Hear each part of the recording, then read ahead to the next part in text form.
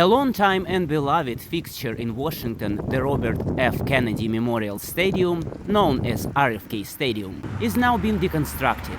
The maintenance of the 1961 venue has become too pricey for the city, considering lately it hosted few sporting events.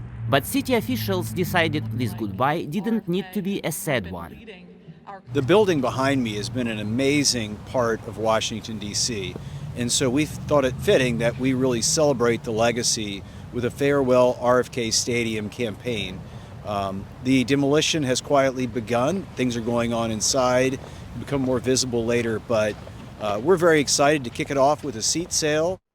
RFK was one of the first stadiums in the United States designed for both American football and baseball games. It was home to the Washington Commanders NFL team, Washington Senators and Washington Nationals MLB baseball teams, DC United Soccer Club and many others. It has hosted matches that were part of the World Cup and 9 soccer games during the 1996 Olympics, as well as boxing matches, bike races and marathons.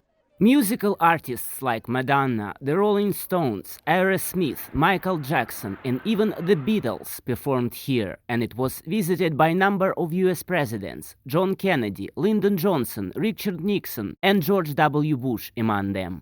At the farewell ceremony, many guests couldn't hide their emotions. Former quarterback and coach of the Washington Commanders, Doug Williams, was playing here when his team won the Super Bowl for the second time in 1989. You know, I think about the guys that played before me, like Dave Butts, Charlie Taylor, Bobby Mitchell, you know, the first black guy to play in this stadium that was allowed to play. And think about the history that we made here. So many guys that played in this stadium.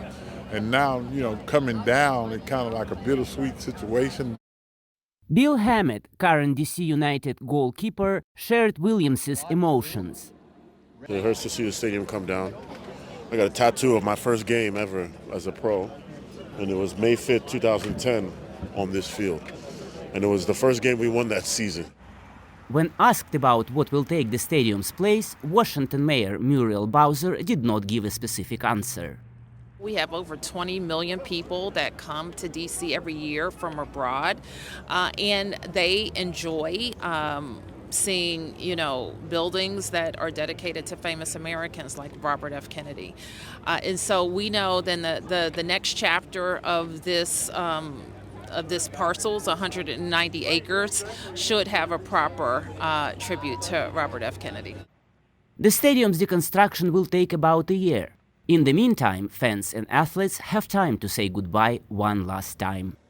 Maxim Moskalkov for VOA News, Washington.